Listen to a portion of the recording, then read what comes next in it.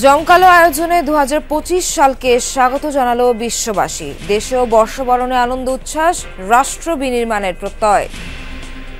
প্রত্যাশা ২০২৫ সাল যাতে আরো সুন্দর হয়, দেশটা যেন স্বাভাবিকভাবে চলে, যেই চালাক কোনো বৈষম্য থাকবে না, যেখানে সবাই সবার অধিকারগুলো বুঝে পাবে। পরিবর্তিত বাংলাদেশে সবার আগে দরকার মনের সংস্কার। নতুন বছরের সবার প্রত্যাশা দ্রব্যমূল্য নিয়ন্ত্রণ আর শিক্ষা, চিকিৎসা সেবা নিশ্চিতের তাগিদ। স্বাস্থ্য ব্যবস্থা আরো অনেক ভালো হোক, উন্নত হোক। সামাজিক যত সমস্যা আছে সবকিছু সংস্কার চাই। শুধু এই কথার মধ্যে সীমিত না থাকো, আমরা যেটা এটা আসলে বাস্তবায়ন করতে পারি।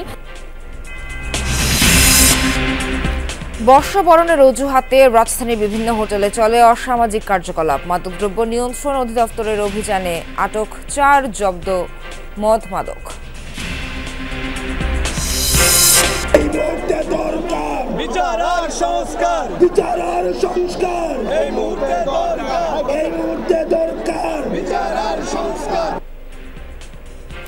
গণঅভ্যুত্থানের স্মরণীয় বছরের শেষ দিনে কেন্দ্রীয় শহীদ মিনারে মার্চ ফর ইউনিটি কর্মসূচি। ১৫ জানুয়ারির মধ্যে জুলাই বিপ্লবের ঘোষণাপত্র দাবি। যদি সেই শব্দের সাথে স্পিরিটের সাথে বিন্দুমাত্র বিশ্বাসঘাতকতা করার চেষ্টা করে, তাকে সমূলে উৎপাদিত করতে হবে। আমাদের জুলাই গণঅভ্যুত্থানের ঘোষণাপত্র ১৫ জানুয়ারির মধ্যে আমাদের ১৫ জানুয়ারির মধ্যে জারি করতে হবে। আলোচনায় দ্বিকক্ষ বিশিষ্ট আইনসভা। রাজনীতি ও রাজনৈতিক দল জনকল্যাণমুখী না হলে কাজে আসবে না কোনো পদ্ধতি, বলছেন বিশ্লেষকরা।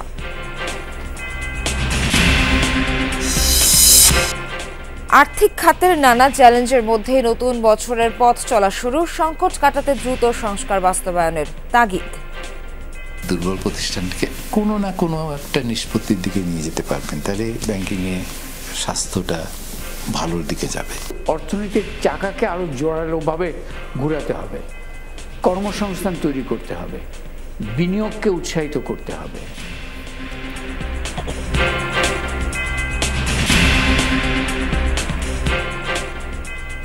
অর্থভাবে অস্ত্রোপচার অনিশ্চিত খুলনার অগ্নিদগ্ধ সাদিয়ার। পা অচল হলেও ২ হাতে ভর দিয়ে চলাফেরা করেন কুতুবদিয়ার অদম্য কিশোর শামীম। আতশবাজির বর্ণিল ছটায় বিশ্বজুড়ে বরণ করা হচ্ছে নতুন বছর। ভৌগোলিক কারণে সবার আগে ২০২৫ সালকে স্বাগত জানিয়েছে নিউজিল্যান্ড। প্রতিবেশী অস্ট্রেলিয়ার সিডনি হারবারেও ছিল জমকালো আয়োজন। বর্ণিল আয়োজন ছিল চীন, মালয়েশিয়া সহ এশিয়ার বিভিন্ন দেশে।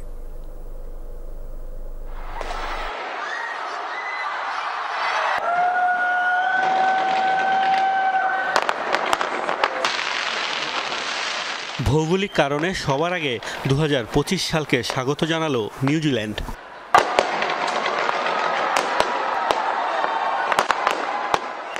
ঘড়ির কাঁটা রাত ১২টা ছুতেই নতুন বছরকে স্বাগত জানিয়ে শুরু হয় আতশবাজি।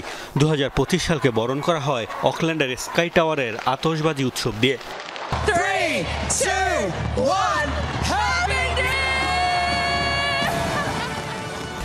নিউজিল্যান্ডের পর বর্ষবরণের উৎসব শুরু হয় প্রতিবেশী অস্ট্রেলিয়ায়।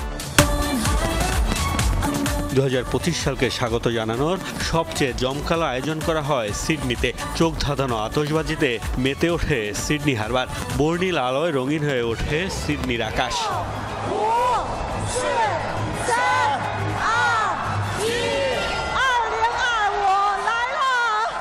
ভৌগোলিক দূরত্বে দেরিতে নতুন বছর আসলেও আয়োজনের কমতি নেই অন্যান্য দেশেও। ঐতিহ্যবাহী সাংস্কৃতিক আয়োজনে ২০২৫ সালকে বরণ করেছে চীনের মানুষ।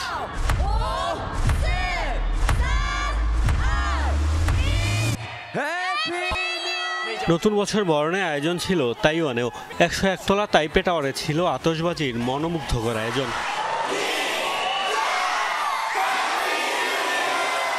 ঘড়ির কাঁটা ১২টা ছুতেই বর্ণিল আতশবাজির মাধ্যমে নতুন বছরকে বরণ করে নেয় হংকং।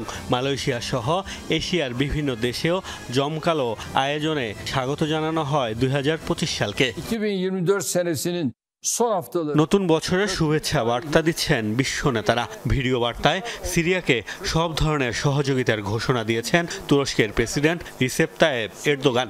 তাইওয়ান ইস্যুতে কড়া হুঁশিয়ারি দিয়েছেন চীনের president Xi Jinping.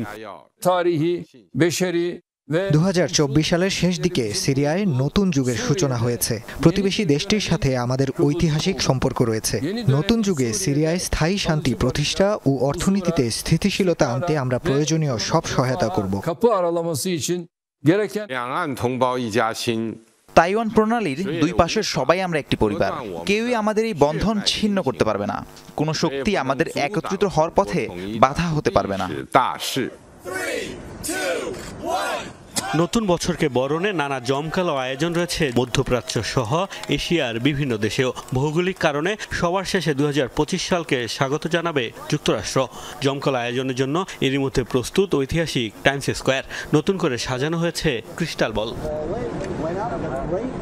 Mostafa Mahmud, Jamuna news. 2025 নানা নাটকীয়তা চড়াই উতরায় পেরিয়ে এলো নতুন বছর। অনাকাঙ্ক্ষিত পরিস্থিতি এড়াতে ছিল আইনশৃঙ্খলা বাহিনীর কঠোর বিধিনিষেধ। যেসব উপেক্ষা করেই বর্ষবরণে মেতে ওঠেন নগরবাসী। আতশবাজি পোড়ানোর পাশাপাশি ছিল ফানুস ওড়ানোর উৎসব। রাজধানীর বিভিন্ন এলাকা ঘুরে নতুন সালকে স্বাগত জানানোর বিস্তারিত তুলে ধরেছেন রেদওয়ান আহমেদ, ছবি তুলেছেন বিবেক মল্লিক। জমকালো আতশবাজি আর বর্ণিল আলোকছটায় রঙিন ঢাকার আকাশ। ঘড়ির কাঁটায় রাত 12টা ছুতেই চোখ ধাঁধানো আয়োজনে বরণ করা হলো নতুন বছর 2025। মধ্যরাতে আলো ছড়িয়েছে পুরান ঢাকার আকাশেও। কঠোর বিধিনিষেধ উপেক্ষা করেও নতুন বছর উদযাপনে মেতে ওঠে নগরবাসী। বিভিন্ন এলাকায় বাসার ছাদ থেকে ছোড়া হয় আতশবাজি, উড়ানো হয় ফানুস। প্রথম প্রহর বরণের এই উৎসবে সামিল হওয়া নগরবাসীর কণ্ঠে পুরনো গ্লানি পেছনে ফেলে সামনে এগিয়ে যাওয়ার প্রত্যয়। যে সমস্যাগুলো আছে এগুলো ভালোভাবে সমাধান করে দেশের উন্নতি কিভাবে হয় সেটা করতে হবে। প্রত্যাশা 2025 সাল যাতে আরো সুন্দর হয়। 2024 তো অনেক গেল চইলা, অনেক জর্জমাল নিয়ে। দেশটা যেন স্বাভাবিকভাবে চলে, যেই চালাক যাতে দেশটা কখনো এসব ঝামেলা বা কোনো মারামারি, কেউ খুনাখুনি না হয়। টিএসসিতেও পরিবার বন্ধুদের নিয়ে জড়ো হন অনেকেই। তবে আতশবাজি বা আলোকসজ্জা পরিহার করে নতুন বাংলাদেশ উপহার দেওয়ার কথা জানান তরুণ প্রজন্ম। জুলাই বিপ্লবটা আসলে যেই কারণে আমরা করেছি, তো তারই প্রতিফলনটা দেখতে চাই। আসলে কোনো বৈষম্য থাকবে না, যেখানে সবাই সবার অধিকারগুলো বুঝে পাবে। 2025-এ অনেক ভালোভাবে পড়াশোনা করতে চাই এবং দেশের অনেক উন্নতিও করতে চাই। সকল সংবাদ মাধ্যম এবং ইলেকট্রনিক মিডিয়া গণমানুষের কথাগুলো তুলে ধরুক। অর্থনৈতিক সমৃদ্ধি, বৈষম্যহীন সমাজ বিনির্মাণে নিজ নিজ জায়গা থেকে সচেষ্ট ভূমিকা রাখতে চান এই তরুণরা। অনেকেই বলছেন সরকার আর জনগণের মধ্যে মেলবন্ধন হলেই সম্ভব উন্নয়ন। জনগণের মতের সঙ্গে সরকারের মতের একটা মিল, যার ফলে এটা চমৎকার একটা সমন্বয় হয়েছে। তো এইভাবে যদি প্রত্যেকটা উন্নয়নে সহযোগী হিসেবে জনতাকে সম্পৃক্ত করা যায়, তাহলে নতুন বছর নিশ্চয়ই আমরা খুব ভালো করতে পারবো। একই সমাজে সুন্দরভাবে বসবাস করতে পারবো, একটি সুখী এবং সমৃদ্ধশীল, অর্থনৈতিকভাবে একটা সমৃদ্ধশীল বাংলাদেশকে দেখতে চাই। এদিকে ইংরেজি নববর্ষকে কেন্দ্র করে রাজধানীর বিভিন্ন স্থানে নিরাপত্তা জোরদার করেছে আইন শৃঙ্খলা বাহিনী। রেদওয়ান আহমেদ, যমুনা নিউজ, ঢাকা। পরিবর্তিত বাংলাদেশে এত সংস্কারের ভিড়ের সবচেয়ে জরুরি কোনটা? সংকট সংগ্রামের এই পথ চলায় মনের সংস্কারই সবার আগে দরকার। নতুন বছরের প্রত্যাশাটা এমন তো হতেই পারে। শিক্ষা ব্যবস্থাপনা, চিকিৎসা সেবার দুরবস্থা আর দ্রব্যমূল্য নিয়ে যে শঙ্কা, সেটি কাটিয়ে ওঠাও বেশ জরুরি। দেশের নানা শ্রেণী পেশার মানুষের মতামত তুলে ধরছেন সহকর্মী আহমেদ রেজা, ছবি তুলেছেন তানভীর মুর্শেদ।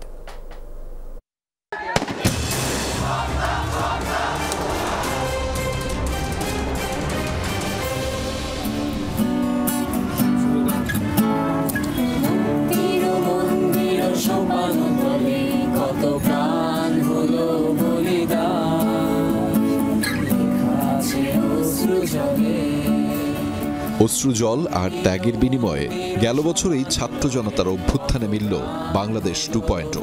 বছর শেষে যুক্তরাজ্য ভিত্তিক ম্যাগাজিন দ্য ইকোনমিস্ট বাংলাদেশকে দিয়েছে কান্ট্রি অব দ্য ইয়ার তকমা। এত অর্জনে নতুন বছরের গর্জনটা কেমন হবে বাংলাদেশের? সামাজিক যত সমস্যা আছে সবকিছু সংস্কার চাই। সেই সংস্কারের উদ্যোগগুলো ফলপ্রসূ হোক। শুধু এই কথার মধ্যে সীমিত না থাকুক, আমরা যাতে এটা আসলে বাস্তবায়ন করতে পারি। সামনের দিকে যে আমাদের যাত্রা, সেই যাত্রা এদের শুরু করতে পারবে। কথা ছিল নতুন সূর্য উঠলে সব অন্ধকার আলোর জোয়ারে ভেসে যাবে। নতুন স্বপ্ন নিয়ে সূর্য ঠিকই উঠল, কিন্তু দ্রব্যমূল্যের লাগামহীন পাগলা ঘোরা, শিক্ষার অব্যবস্থাপনা কিংবা চিকিৎসা ব্যবস্থার অসুস্থতায় উদ্বেগ আছে জনমনে।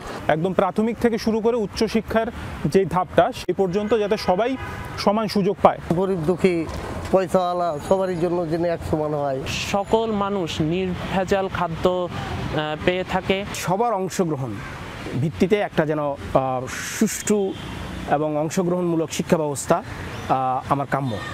নিম্ন মধ্যবিত্ত আর মধ্যবিত্তের তকপা লাগানো মস্তিষ্ক বোঝে না কে কোন পদ পেল, কার জন্য কোন গদি। বছরের প্রথম দিনটায় তাই প্রত্যাশা দুবেলা পেট ভরে নিরাপত্তার সাথে পরিবার সহ জীবনযাপন। অধিকার বঞ্চিত মানুষ আছেন, তাদের জন্য সুচিকিৎসার ব্যবস্থা আবার নিশ্চিত করতে হবে। ঢাকার বাইরে স্বাস্থ্য ব্যবস্থা আমাদের খুবই অবস্থা খারাপ। স্বাস্থ্য ব্যবস্থা আরো অনেক ভালো হোক, উন্নত হোক। ডাক্তাররা যেন পেশেন্টদের ক্ষেত্রে সহানুভূতিশীল হয়। সাধারণ মানুষের বিশ্বাস, রাজনৈতিক নেতারা ঠিক হলে 90% সমস্যার সমাধান সম্ভব। তাই সকল সংস্কারের আগে করতে হবে তাদের মনের সংস্কার। অরাজকতার সংস্কৃতি বদলে দিলেই মিলবে মুক্তি। আমাদের মতো একটা দেশ গড়তে পারবো যেখানে আমাদের বাক স্বাধীনতা থাকবে। সচিব বলেন, সরকার বলেন, তাদের কাছে আমরা জবাব চাই এবং সেই জবাব চেয়ে তারা জবাব দিতে বাধ্য, সেই জায়গাটা যাতে নতুনভাবে গড়ে ওঠে। সবাই যেন সমানভাবে তাদের মানবাধিকার, 5টি মৌলিক মানবাধিকার তারা চর্চার সুযোগ পায়। নতুন বছর আমি পড়াশোনা করতে চাই, সাইকেল চাই, কি চাই, বই চাই, দাঁত উঠতে চাই, আর জামা চাই, নতুন জামা চাই। ব্যক্তি হিসেবে যদি আমাদের মনস্তত্ত্ব পরিবর্তন হয়, আমাদের জাতিগত পরিবর্তন হয়, তাহলে আমাদের দেশ পরিবর্তন হবে। মানুষ বিশ্বাস করে আত্মা পরিশুদ্ধ হলেই কুয়াশা কেটে গিয়ে ঝকঝকে রৌদ্রস্নাত দিন শুরু হবে বাংলাদেশ নামক রাষ্ট্রটির। তাই নতুন বছরের শপথ হোক মনের সংস্কারের। 1,47,570 বর্গ কিলোমিটারের এই পুরো দেশটি আমার, আপনার, সবার। লাল সবুজের সেই বাংলাদেশকে ভালো রাখার দায়িত্বটাও আমাদের। তবে সংগ্রাম সংকটে সংস্কারের প্রয়োজন হয় মাঝামাঝি, আর আমরা তাই সংস্কারের কথা বলি, যে সংস্কারটা আসলে মনেরও প্রয়োজন। তবেই না ভালো থাকবেন আপনি, ভালো থাকবে আমাদের প্রিয় দেশটিও।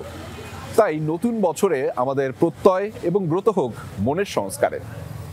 আহমেদ রেজা, যমুনা নিউজ, ঢাকা। যেন প্রদীপের নিচেই অন্ধকার। বর্ষবরণের অজুহাতে রাজধানীর বিভিন্ন হোটেলে বসে মদের আসর, চলে অশ্লীল কার্যক্রম। সেসব নিয়ন্ত্রণে মাঠে তৎপর ছিল মাদকদ্রব্য নিয়ন্ত্রণ অধিদপ্তর। অভিযোগ পেয়ে রাতভর তারা নানা হোটেলে চালায় অভিযান। আটক হন বেশ কয়েকজন, জব্দ হয় বিপুল পরিমাণ মদ, নেশা জাতীয় দ্রব্য। ক্যামেরা দেখে এভাবেই মুখ লুকানোর চেষ্টা তরুণ তরুণীদের। মূলত রাজধানীর অভিজাত একটি হোটেলে মাদকদ্রব্য নিয়ন্ত্রণ অধিদপ্তরের অভিযানেই দেখা যায় এ দৃশ্য। বর্ষবরণে ভেতরে তখন চলছিল ডিজে পার্টি। 3 থেকে 5,000 টাকার প্যাকেজে অশ্লীল নৃত্য প্রদর্শনীর পাশাপাশি বসেছিল মদের আসর। খবর পেয়েই ঘটনাস্থলে আসে মাদকদ্রব্য নিয়ন্ত্রণ অধিদপ্তর। হাতে নাতে আটক করা হয় 4 জনকে, জব্দ হয় বিপুল পরিমাণ মদ।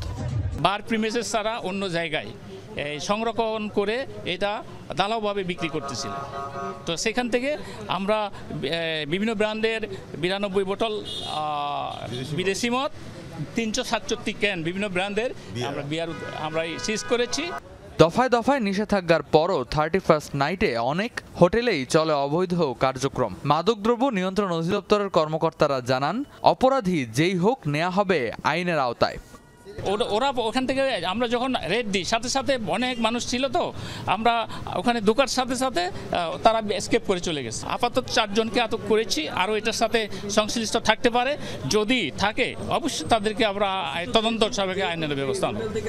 রাজধানীর বেশ কয়েকটি হোটেলে রাতভর মাদক বিরোধী অভিযান চালিয়েছে মাদকদ্রব্য নিয়ন্ত্রণ অধিদপ্তর। রেদওয়ান আহমেদ, যমুনা নিউজ, ঢাকা। 15 জানুয়ারির মধ্যে জুলাই বিপ্লবের ঘোষণাপত্র দিতে অন্তর্বর্তী সরকারকে সময় বেঁধে দিল বৈষম্য বিরোধী ছাত্র আন্দোলন। কেন্দ্রীয় শহীদ মিনার থেকে এ আলটিমেটাম দেন আহ্বায়ক হাসনাত আব্দুল্লাহ সহ অন্যান্যরা। জুলাই আগস্ট গণহত্যার বিচারের দাবিতে মঙ্গলবার দিনভর ছিল বিপ্লবীদের দৃঢ় কণ্ঠস্বর। বিচারিক প্রক্রিয়ায় আওয়ামী লীগকে নিষিদ্ধের কথা তোলেন তারা। রাষ্ট্র সংস্কার, দ্রব্যমূল্য নিয়ন্ত্রণ আর পাচারের টাকা ফিরিয়ে আনার দাবি তাদের।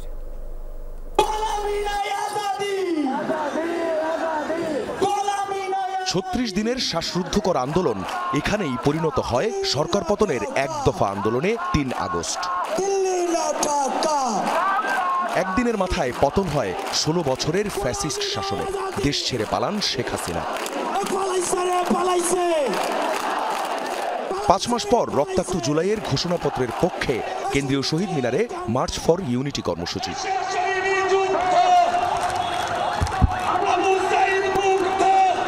দলে দলে দেশের বিভিন্ন জেলা আর শিক্ষা প্রতিষ্ঠান থেকে যোগ দেন আন্দোলনের যোদ্ধারা।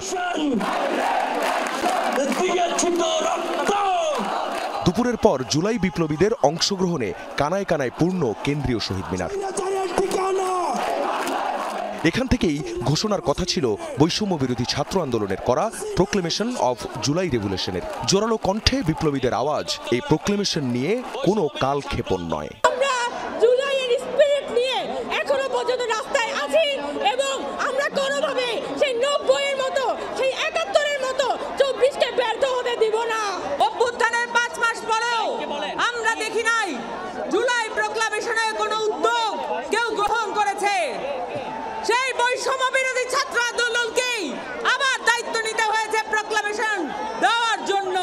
আন্দোলনের সমন্বয়কদের দাবি ঘোষণাপত্রে থাকতে হবে ৭১, ৯০, ২৪-এর শহীদ ও আহতদের কথা। উঠে আসতে হবে আওয়ামী অপশাসন আর বন্ধ করতে হবে নতজানু পররাষ্ট্রনীতি। ৯০-এ যারা শহীদ হয়েছেন, আহত হয়েছেন, যারা ৭১-এ শহীদ হয়েছেন, আহত হয়েছেন, তাদের প্রত্যেকটি রক্তের কোণায় লেখা আছে যে প্রতিশ্রুতিগুলো আগামীতে যে প্রোক্লেমেশনটা আমাদের জাতির সামনে আসবে সেখানে সেগুলো স্পষ্ট করে লেখা থাকতে হবে। আমাদের এই বাংলাদেশ সকল দেশের সাথে বন্ধুত্বপূর্ণ পররাষ্ট্র নীতিতে যাবে, কিন্তু সেই বন্ধুত্বপূর্ণ পররাষ্ট্রনীতির সুযোগে কেউ যদি মাথায় উঠে বসে আমরা তাকে মাথা থেকে মাটিতে ফেলে দিতে বিন্দুমাত্র দ্বিধা করব না।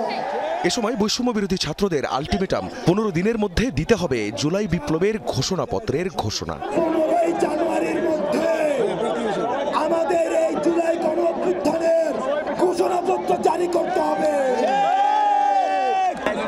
১৫ জানুয়ারি পর্যন্ত আপনারা জেলায় জেলায়, পাড়া মহল্লায় এই জুলাই ঘোষণাপত্রের পক্ষে আপনারা মানুষের কাছে যাবেন, মানুষের কথা শুনবেন, তারা কি বলতে চায় সেই কথাগুলোকে উঠিয়ে নিয়ে আসবেন। তাদের আরও দাবি বিচারিক প্রক্রিয়ায় নিষিদ্ধ করতে হবে আওয়ামী লীগকে, কমাতে হবে জিনিসপত্রের দাম, আগে গণহত্যার দায়ে শেখ হাসিনা সহ দোসরদের বিচার, রাষ্ট্র সংস্কার, তারপর নির্বাচন চায় বৈষম্য বিরোধী ছাত্র আন্দোলন। আখলাকুস সাফা, যমুনা নিউজ, ঢাকা। জোরে সোরে কথা হচ্ছে দ্বিকক্ষ বিশিষ্ট আইনসভা নিয়ে। বলা হচ্ছে ক্ষমতার এক কেন্দ্রীকরণ এবং সংসদ ব্যবহার করে জনস্বার্থ বিরোধী আইন প্রণয়নে দেয়ালের মতো কাজ করবে এই পদ্ধতি। দ্বিকক্ষ বিশিষ্ট আইনসভার সুপারিশ অনেকটা নিশ্চিত হলেও মডেল নিয়ে খোলাসা করেননি সংবিধান সংস্কার কমিশনের প্রধান। বলেছেন যুক্তরাষ্ট্র, যুক্তরাজ্য বা ভারতের মডেলের বাইরে নতুন কিছুও সামনে আসতে পারে। বিশ্লেষকরা বলছেন রাজনীতি ও রাজনৈতিক দল জনকল্যাণমূলক না হলে কোনো পদ্ধতি কাজে আসে না। দ্বিকক্ষ বিশিষ্ট আইনসভার সাথে পরিচিত নয় এদেশের মানুষ। ৫ আগস্ট গণঅভ্যুত্থানের পর বাড়তে থাকে এই আলোচনা। ২০২২-এর হিসেব অনুযায়ী বিশ্বের জাতীয় আইনসভার প্রায় ৪০% দ্বিকক্ষ বিশিষ্ট। মূলত অতিমাত্রায় ক্ষমতার কেন্দ্রীকরণ ও অপব্যবহার ঠেকানোই এর উদ্দেশ্য। বিষয়গুলো বিবেচনায় নিয়ে কাজ করছে সংস্কার কমিশন। বাংলাদেশের প্রেক্ষাপটে দ্বিকক্ষ বিশিষ্ট আইনসভাকে যৌক্তিক বলছেন বিশ্লেষকরা। তাদের মতে নজরদারি ও নিয়ন্ত্রণে নিম্নকক্ষের চেকস অ্যান্ড ব্যালেন্স হিসেবে কাজ করে উচ্চকক্ষ। অন্যায় করে কিংবা জনস্বার্থ পরিপন্থী কোনো কাজ না করে তারা যাতে আইন প্রণয়ন করতে না পারে সেটা নিশ্চিত করা। এবং সব কিছু নির্ভর করবে আমরা যদি সুষ্ঠু নিরপেক্ষ নির্বাচন নিশ্চিত করতে পারি, যদি আমাদের নির্বাচনী ব্যবস্থাটা আমাদের পরিচালিত হয় এবং এর মাধ্যমে যদি সৎযোগ্য জনকল্যাণে নিবেদিত ব্যক্তিরা নির্বাচিত হয়ে আসার সুযোগ পায়। দ্বিকক্ষ আইনসভার 3 মডেল জনপ্রিয়। যুক্তরাষ্ট্রে প্রত্যেক অঙ্গরাজ্য থেকে 2 জন করে সদস্য নিয়ে গঠন করা হয় উচ্চকক্ষ। যুক্তরাজ্যের বেলায় উচ্চকক্ষ গঠন হয় বিশিষ্ট ব্যক্তিদের নিয়ে, আর প্রতিবেশী ভারতের উচ্চকক্ষের সদস্যরা রাজ্য ও কেন্দ্রশাসিত অঞ্চলগুলির বিধানসভা বিধান পরিষদ কর্তৃক নির্বাচিত। প্রশ্ন হচ্ছে, কোন মডেল বেশি উপযোগী হতে পারে বাংলাদেশের জন্য? বাংলাদেশে যদি দ্বিকক্ষ বিশিষ্ট সংসদ চালু হয় তাহলে যেটা হবে সেটা হচ্ছে যে বাংলাদেশের রাজনৈতিক বাস্তবতাটা প্রতিফলন ঘটাতে হবে এবং বাংলাদেশের মানুষের আকাঙ্ক্ষার জায়গাটাও যাতে তাতে প্রতিফলিত হয়। কক্ষের ক্ষেত্রে আনুপাতিক প্রতিনিধিত্ব তৈরি করা যায় কিনা, যেটা আপনি যে 3টা মডেল বললেন কোথায় কিন্তু সেটা নেই, ফলে এটাও একটা বিবেচনা বিষয়। ফলে ওই অর্থে আমাদের সামনে 4টা মডেল আছে, আমরা সবগুলি বিবেচনা করে দেখছি। তার কিছু ইতিবাচক দিক আছে, কিছু নেতিবাচক দিক আছে। সাংবাদিকরা হতে পারে, তারপরে নারীরা হতে পারে, তারপরে আমাদের ধর্মীয় জাতিগত এই যে যারা সংখ্যালঘু নাগরিক সমাজের প্রতিনিধি, সমাজের শিল্পী, সাহিত্যিক, বিভিন্ন পেশার লোকরা হতে পারে। বদিউল আলম মজুমদার মনে করেন, রাজনৈতিক দলগুলোর সদিচ্ছা না থাকলে পদ্ধতি বদল করেও লাভ হবে না। ব্যক্তির কল্যাণ, গোষ্ঠীর কল্যাণ, এই জন্য যদি রাজনীতি পরিচালিত হয় তাহলে কোনো কিছুই হবে না। এবং আমাদের যে মনোনয়ন বাণিজ্য, এত রাজনীতিটা একটা বাণিজ্য হয়ে গিয়েছে, ব্যবসা। তো এর পরিবর্তে যদি জনগণের কল্যাণে আমি রাজনীতি করছি, এটা যদি প্রতিষ্ঠিত না হয় তাহলে সবই পণ্ডশ্রম হবে। পদ্ধতি যেটাই হোক, নির্বাচনী ব্যবস্থা ও গণতন্ত্র ফিরিয়ে আনাই হবে প্রধান কাজ, জানান জাতীয় ঐক্যমত্য কমিশনের এই সদস্য। এটা ঠিক যে আগামী নির্বাচন এই সরকারের অধীনে হবে। লাভলি বিথি, যমুনা নিউজ, ঢাকা। নানা ঘটনার সাক্ষী 2024 সাল, বলা যায় অর্থনীতি ওলট পালটের বছর। সূচকের অবনমন, উচ্চ মূল্যস্ফীতি, প্রবৃদ্ধিতে ছন্দপতন, ব্যাংক খাতের লুটপাট সহ নানা ক্ষেত্রে হয়েছে ব্যত্যয়। পরিবর্তিত পরিস্থিতিতে বেরিয়ে এসেছে আর্থিক খাতের গা শিউরে ওঠা অনিয়মের উপাত্ত। চাপকে সঙ্গী করেই শুরু হলো নতুন বছর। প্রশ্ন হচ্ছে, 2025 সালেও কি স্বস্তি মিলবে?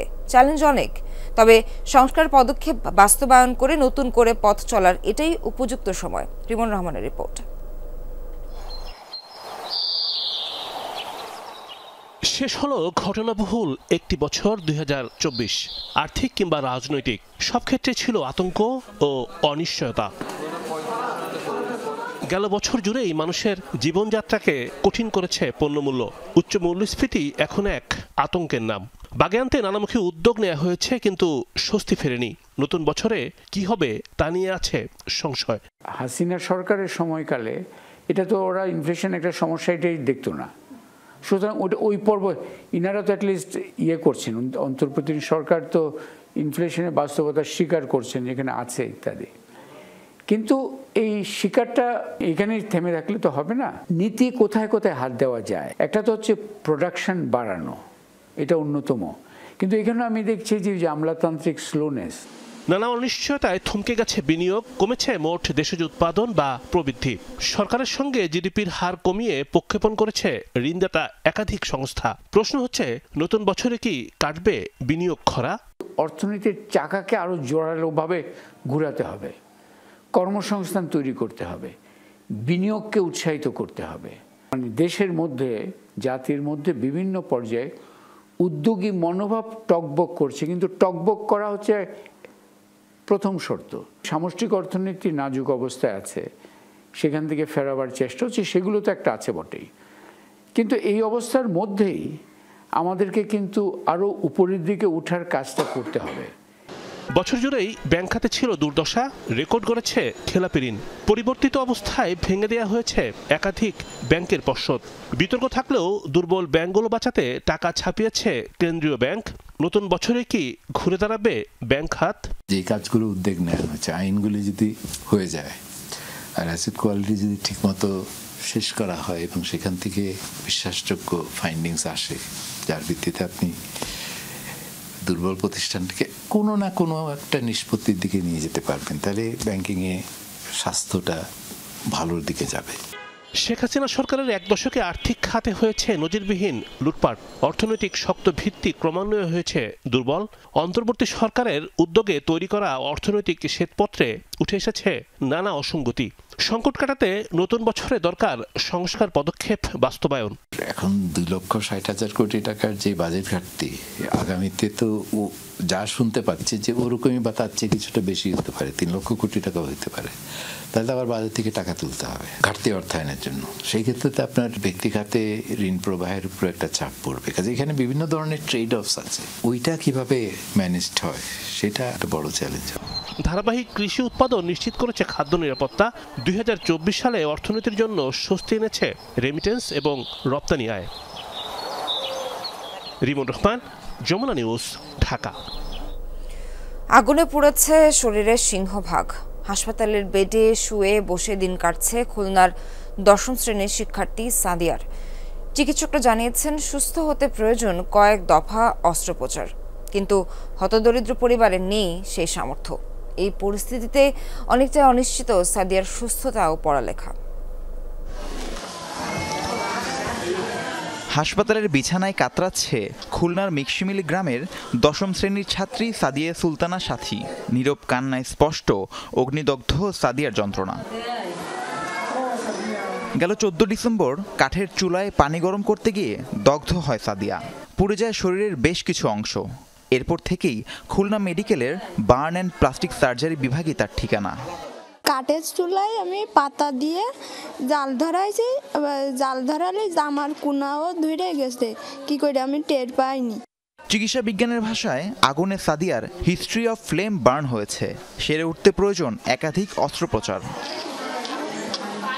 আপাতত ড্রেসিং এবং ওষুধ চলছে, যে ওষুধ প্রয়োজনীয় ওষুধপত্র চলছে, এবং আমাদের পরবর্তী প্ল্যান হলো ওর অপারেশন লাগবে। এই অপারেশন এক বা একাধিকবারও লাগতে পারে। তার 2টা হাতেরই অপারেশন লাগবে, 2টা ব্রেস্টেরও অপারেশন লাগতে পারে, স্তনের অপারেশন। অস্ত্রোপচার ও চিকিৎসার খরচ নিয়ে দুশ্চিন্তায় হতদরিদ্র পরিবারটি। একটি স্বেচ্ছাসেবী সংগঠনের পক্ষ থেকে অর্থ সহায়তা দেয়া হলেও তা প্রয়োজনের তুলনায় কম। মানে আমাকে নাই কিছু, আমরা এখন এমন অবস্থা, আমাকে দিন চলে না। সবাই যাতে আমাকে সুবিধার্থে আগে আসতে সেই কামনা করছি। যতটুকু সহযোগিতা করার চেষ্টা করছি। এছাড়া এলাকার কিছু লোকজন তারাও সহযোগিতা করছে। সাদিয়া সুস্থ হয়ে এবারই এসএসসি পরীক্ষা দিতে চায়, সেজন্য সমাজের বিত্তবানদের সহযোগিতা চেয়েছে পরিবারটি। রাহিম সারোয়ার, যমুনা নিউজ। পা অচল, তাই চলাফেরা করেন 2 হাতে ভর দিয়ে। কক্সবাজারের দ্বীপ উপজেলা কুতুবদিয়ার অদম্য এই কিশোর প্রতিবন্ধকতা জয় করে পূরণ করতে চায় স্বপ্ন। ধুরং আদর্শ স্কুলের 10ম শ্রেণীর এই ছাত্র পড়ালেখার পাশাপাশি খেলাধুলায়ও পারদর্শী।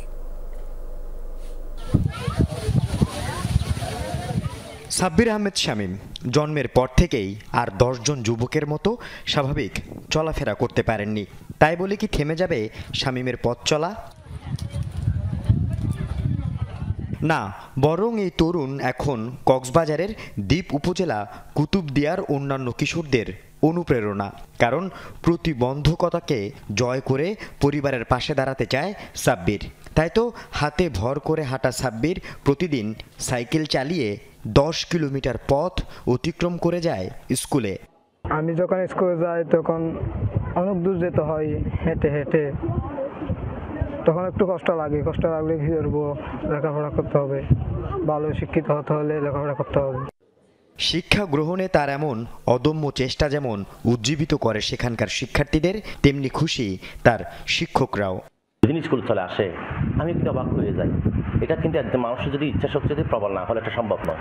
এই ছেলেটা কিন্তু প্রতিবন্ধী হতে পারে, তার ইচ্ছা শক্তি কিন্তু অত্যন্ত প্রবল। এটা আমাদেরকে মুগ্ধ করে মূলত। শুধু কি লেখাপড়া, গ্রামে দুরন্তপনা ও সারাক্ষণ খেলাধুলায় নিজের দক্ষতা দেখিয়ে মুগ্ধ করেছেন গ্রামের মানুষকেও। ফুটবলের গোল বলটির উপর যেমন রয়েছে তার কৌশলী নিয়ন্ত্রণ, তেমনি ব্যাট হাতে মারকুটে তিনি ক্রিকেটে। এমনকি ঢাকায় হুইল চেয়ার ক্রিকেট একাডেমিতে খেলে নির্বাচক ও দর্শকদের মন জয় করেছিলেন সাব্বির। আমরা স্বয়ংসম্পূর্ণ হওয়ার সত্ত্বেও ও আমাদের সাথেও এক্সপার্ট। শামীম থেকেই মানে অন্য যারা প্রতিবন্ধী আছে ওদের গার্ডিয়ানরা শিক্ষা নেবে, আসলে এই প্রতিবন্ধীরাও অনেক কিছু করতে পারে। আমার মনে হয় আমি যখন ফুটবল খেলতে নামি সবার আগে গোল দেব, সামনে আরো এগিয়ে গোল করতে ইচ্ছা করে আমার। সাব্বির 10 ভাই বোনের মধ্যে তৃতীয়। আর্থিকভাবে অসচ্ছল পরিবারটি সাব্বিরকে কখনোই বুঝতে দেয়নি তার পড়ালেখার খরচ জোগাতে হিমশিম খেতে হয় তার বাবাকে। সংসারের আয় কেবল সাগরে ভাসা নৌকা আর জালে ধরা পড়া মাছ। আস্তে আস্তে করি কষ্ট করি মানুষের আছে আর তো নাই, আর তবু দিত তাই তোর দিত। একটা জিনিস স্যার ভালো দামি জিনিস স্যার দিন হারি শেষে দিয়ে ভালো পোশাক খুঁজছে দিন হারি চাহিদার মতো। অদম্য সাব্বির যেন দমে না যায়, সেজন্য তার স্বপ্ন পূরণে পাশে থাকার প্রত্যয় ব্যক্ত করেছে উপজেলা প্রশাসন। সামাজিক এবং নৈতিক দায়িত্ব থেকে আমরা এই শামীমের জন্য আমরা আমাদের ব্যক্তিগত পক্ষ থেকে সহায়তা করব। তার পড়াশোনা থেকে শুরু করে তার যাতায়াত থেকে শুরু করে যেখানে যেখানে তার আমার সুযোগ আছে, উপজেলা প্রশাসনের সুযোগ থাকবে, আমি তাকে সহযোগিতা করব। আল আমিন শিকদার, যমুনা নিউজ। প্রাথমিক শিক্ষার গুরুত্ব বোঝাতে বছরের প্রথম দিনই প্রাইমারি শিক্ষার্থীদের হাতে তুলে দেওয়া হয় নতুন বই। লক্ষ্য কোমলমতি শিক্ষার্থীদের বিদ্যালয় এবং লেখাপড়ায় আগ্রহী করা। বাস্তবতা হচ্ছে সরকারি প্রাথমিক বিদ্যালয় থেকে মুখ ফিরিয়ে নিচ্ছে ছাত্রছাত্রীরা। প্রতি বছরই কমছে ভর্তি সংখ্যা। কেন এমন হচ্ছে উত্তর খোঁজার চেষ্টা করেছেন সহকর্মী হোসেন শাহিদ। ময়মনসিংহের তারাকান্দা উপজেলায় মহাসড়কের পাশে কাকনি সরকারি প্রাথমিক বিদ্যালয়। ভেঙে পড়ছে দেয়াল, প্রায়ই ছাদ থেকে খসে পড়ে প্লাস্টার। গুমট পরিবেশে ঝুঁকিপূর্ণ ভবনে চলে কার্যক্রম। জানতে চাই কেমন চলছে স্কুল। ভাঙাচোরার পরিবেশ কার কাছে ভালো লাগে দেখুন, ভাঙাচোরার পরিবেশ কেউ কাছে ভালো লাগে, তাহলে আমাদের কাছে ভালো লাগবে। উপর থেকে ঊর্ধ্বতন কর্তৃপক্ষ যদি ওইভাবে দৃষ্টি না দেন তাহলে তো আমাদের তো আর করার কিছু নাই। পাবলিক বিশ্ববিদ্যালয় থেকে গ্রাজুয়েশন শেষে প্রাইমারিতে শিক্ষকতা করছেন মাহবুব কাউসার। জানতে চাই কেমন লাগছে চাকরি। আমরা প্রাথমিক বিদ্যালয়ের শিক্ষকরা দৈনিক টিফিন ভাতা পাচ্ছি 6 টাকা করে। 6 টাকায় আসলে কি টিফিন হয়? এখন এই টিফিন ভাতা দেখলে আমরা বুঝতে পারি যে আমরা আসলে শিক্ষকতার জায়গাটাকে কোন জায়গায় নিয়ে গেছি। প্রাথমিক বিদ্যালয়ে একজন সহকারী শিক্ষক বেতন পান 13তম গ্রেডে, যা তৃতীয় শ্রেণীর সমমানের। বলছেন তৃতীয় শ্রেণীর কর্মচারী কিভাবে প্রথম শ্রেণীর নাগরিক তৈরি করবে। একজন শিক্ষার্থীকে আমরা স্বপ্ন দেখাচ্ছি যে প্রথম শ্রেণীর সুনাগরিক হিসেবে আমরা গড়ে তুলব। যেখানে একজন শিক্ষক তৃতীয় শ্রেণীর কর্মচারী, সেই দেশে কি এটা সম্ভব? সময় এসেছে আমাদেরকে নিয়ে ভাবার। আমি মনে করি দায়িত্বশীল কর্তৃপক্ষ অবশ্যই এটা এখন বিবেচনায় নেবেন। ময়মনসিংহ জেলার কথাই ধরা যাক। তথ্য বলছে গত 7 বছরে জেলায় 2140টি স্কুলে প্রতি বছরই কমছে প্রাথমিক বিদ্যালয়ের শিক্ষার্থীর সংখ্যা। প্রধান শিক্ষকের আসন খালি 706টি স্কুলের, সহকারী শিক্ষকের পদ খালি 608টি। সরকারের যে নতুন নতুন উদ্যোগের ফলে মোটামুটি এখনো ভালো, আগামী দিনগুলো আরও ভালো হবে। আমাদের যে একটা এনএসএ একটা জরিপ হয়, মানে ন্যাশনাল ওয়াইজ, সেই জরিপে কিন্তু আমাদের ময়মনসিংহ জেলাটা প্রথম দিকে।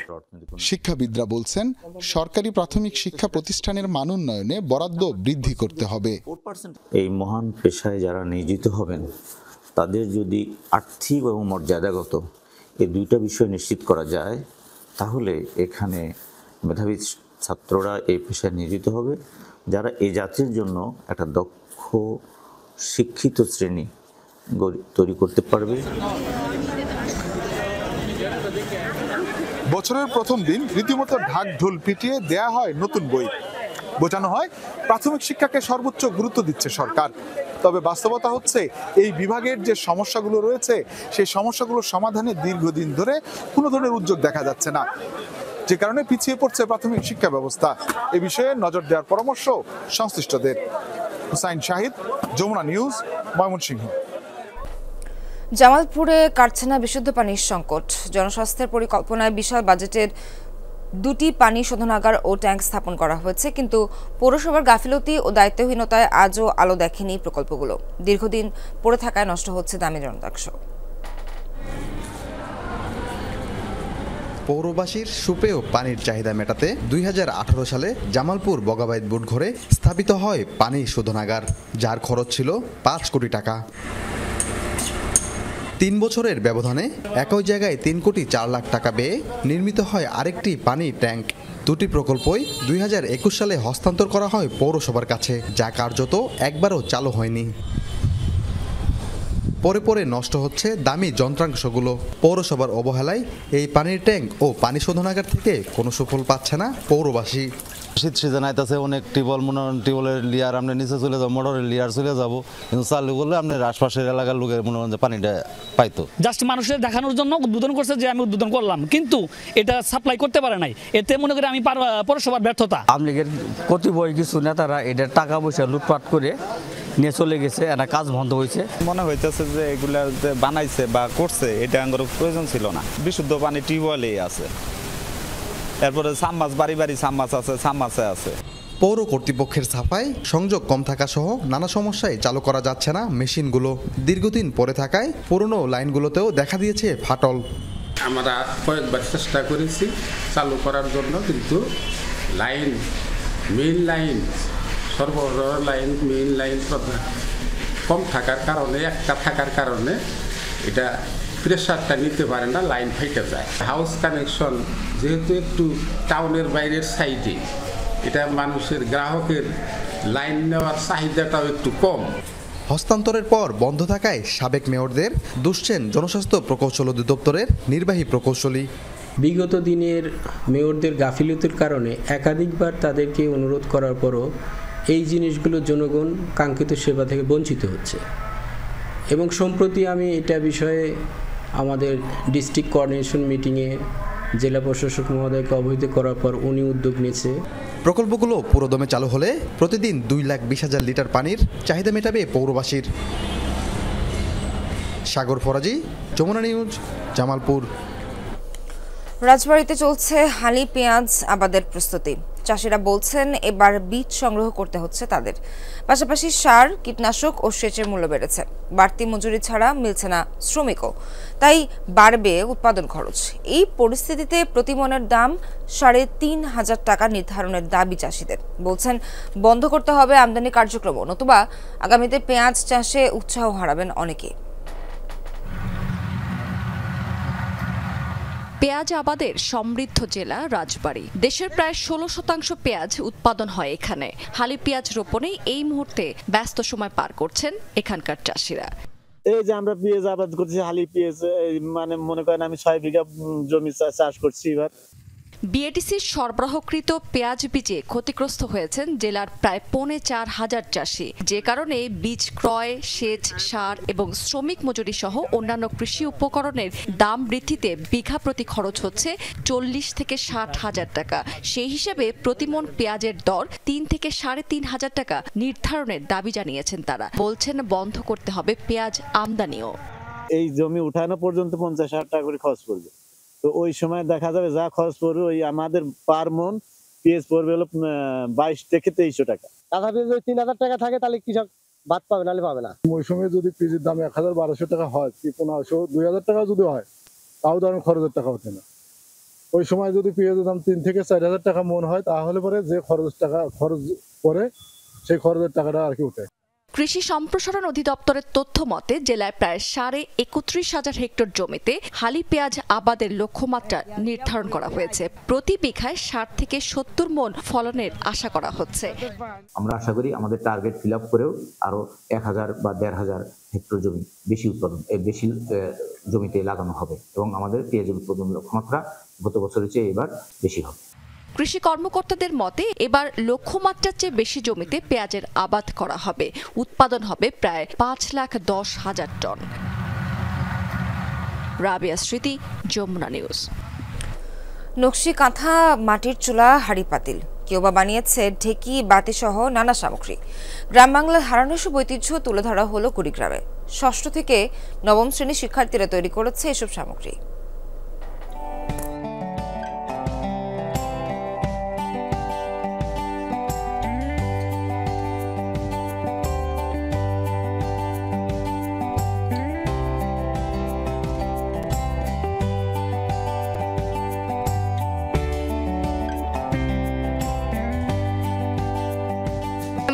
হচ্ছে হাঁড়ি পাতিল, এগুলো আমরা হচ্ছে প্রথমে রং করেছি, রং করার পর শুকোতে দিয়েছি, মানে বিভিন্ন ধরনের কাজ করেছি।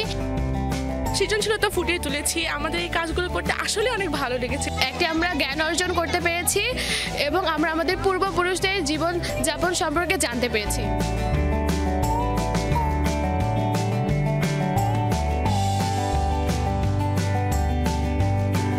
পেস্টটা, তারপর হচ্ছে বেতের ডালা, হ্যাঁ ওনারা যে তৈরি করছে, গ্রামীণ মহিলারা কিন্তু এগুলা খুবই পারদর্শী। সুন্দর একটি বাংলাদেশ পেতে গেলে আসলে এগুলির বিকল্প নেই। আমাদের এগুলির মাধ্যমে, সংস্কৃতির মাধ্যমে তাদের মেধার বিকাশ ঘটবে।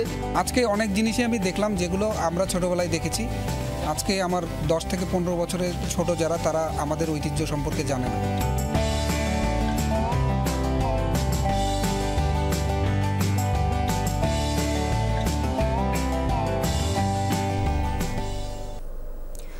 আবারও ইয়েমেনে অভিযান চালালো যুক্তরাষ্ট্র। মঙ্গলবার রাজধানী সানায় কয়েক দফায় বিমান হামলা চালায় মার্কিন সামরিক বাহিনী। ওয়াশিংটনের দাবি, সশস্ত্র গোষ্ঠী হুতিদের অবস্থান লক্ষ্য করে চালানো হয় এই হামলা, তবে এখন পর্যন্ত কোনো হতাহতের খবর পাওয়া যায়নি।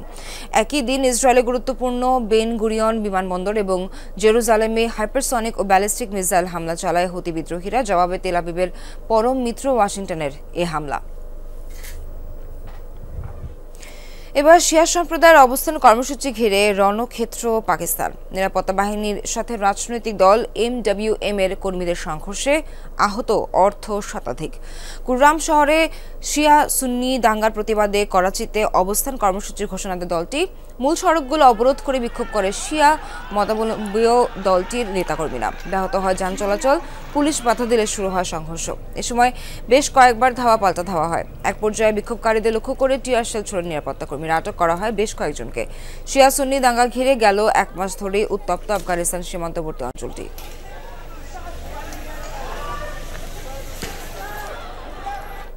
প্রথম ম্যাচে উইকেট পাননি, দ্বিতীয় ম্যাচে 4 উইকেট নিয়ে সেই অতৃপ্তি ঘোচালেন নাহিদ রানা।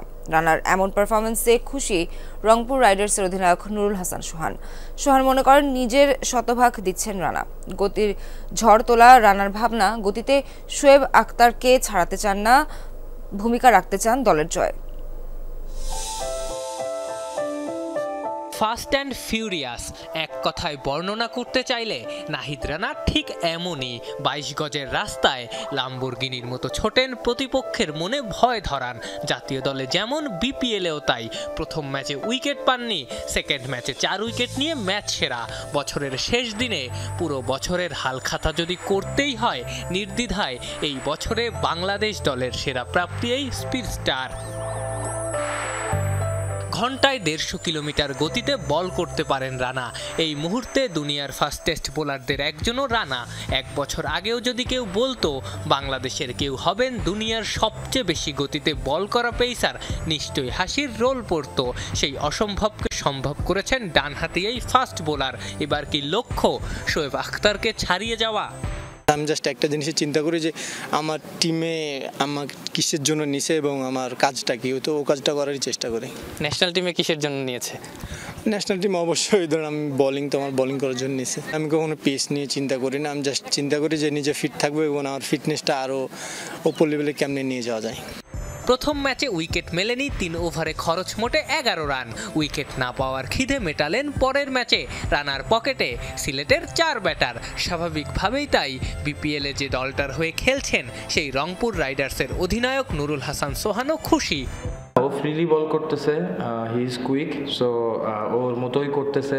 ওর যখন কোনো কিছু নিয়ে কনফিউশন থাকে আমার সাথে শেয়ার করে, তো আমি ওই জিনিসটা করতেছি এবং আমার কাছে মনে হয় যে ও 100% দেওয়ার চেষ্টা করতেছে, ভালো বোলিং করতেছে। বিউটি উইথ ব্রেইনের কথা হরহামেশাই শোনা যায়। রানা যেন পেস উইথ পারফরমেন্স। বাংলাদেশ ক্রিকেটে এই প্রতিভা বিরল। দলটার হেড কোচ মিকি আর্থারের কাছেও Rana special talent. Yeah, Naid Runner's he's very special. I think he's going to be. It's so good to see a quick bowler like that coming out of Bangladesh. He's very, very good, and I think he'll go a long way in international cricket. এই BPL দিয়েই নাহিদ রানা প্রথম আলোচনায় এসেছিলেন। খুলনা টাইগার্সের হয়ে গতির মহাকাব্য লিখেছিলেন রানা, যা টাইগার টিম ম্যানেজমেন্টকে মুগ্ধ করে। সেই মুগ্ধতার রেশ এখনও চলছে। ভক্তরাও নিশ্চয়ই চাইবেন এই রেশ চলুক যুগ ধরে। আফনান পিয়াল, যমুনা স্পোর্টস, ঢাকা।